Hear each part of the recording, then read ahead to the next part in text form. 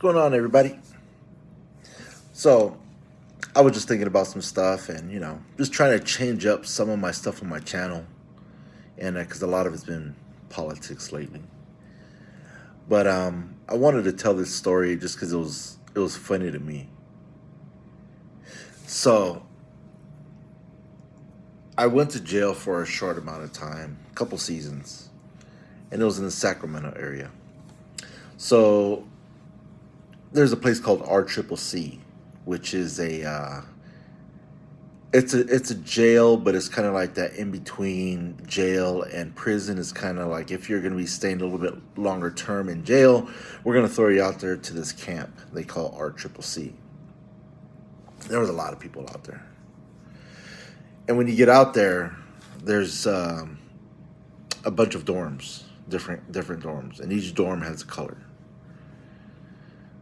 But before I go into this place, the police, the COs, the police, they're asking me, "What do you bang?"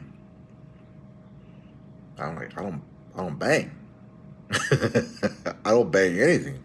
I'm not a gangster, right? And they're like, "That's hard to believe." I'm like, "Well, I don't." I was cool with everybody. I was cool with the Southerners. I was cool with the Northerners. I was cool with Bloods and Crips. Like, I got along with everybody. I hung out in the streets a lot. I used to bounce a lot of nightclubs. But I was cool with everybody. So they said, "Okay, so you're okay if we put you in with the Southerners, huh?" And I'm like, "Well, nah, don't do that." See, I had a lot of family that were from the North. And I was born and raised in the North. I was born and raised in the Bay. So that wouldn't have been a good move. So I'm like, "Nah, don't put me in there." They're like, "So you're a Norteño?" And I'm like, "No. But if you're going to mark me as something, I guess." So I go in, and the first dorm that I go into was they call it the red dorm, because everybody in there was wearing red shirts, and you're segregated by your dorm by the color.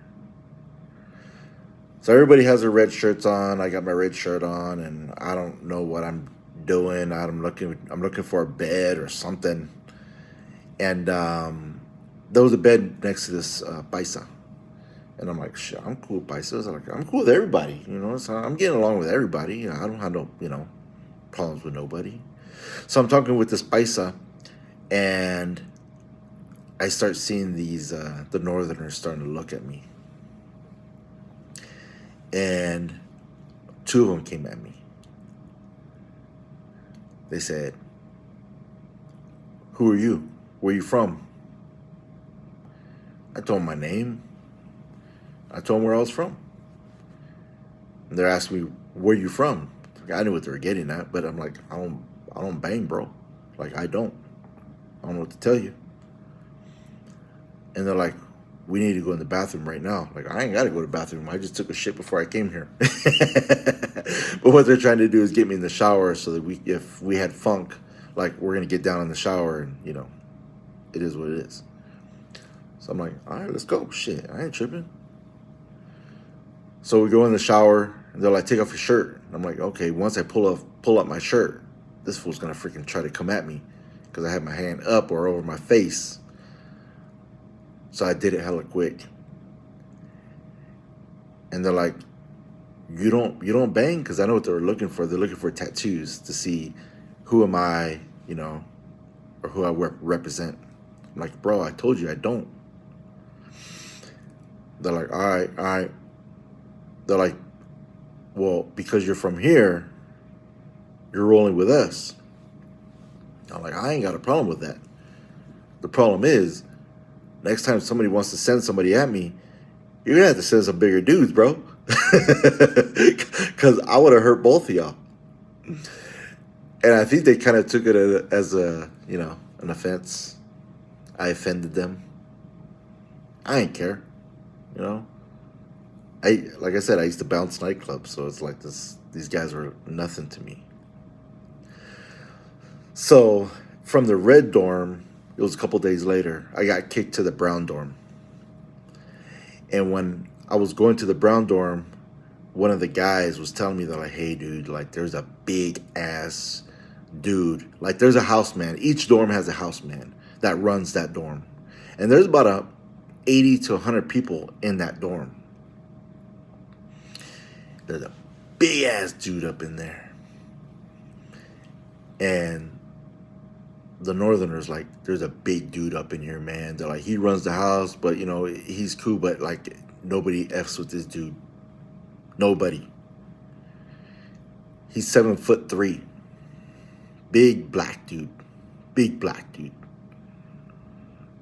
His head looks like freaking sloth. So I'm going to the brown dorm where this black dude is at. The Northerners are warning me, like, don't trip on this dude. Like, he's a big dude. So I go into the brown dorm. There's like 80, 100 people up in there. And I see this houseman trying to tell everybody, shut the F up. Shut the F up. Quiet down. You know, trying to keep the house in order.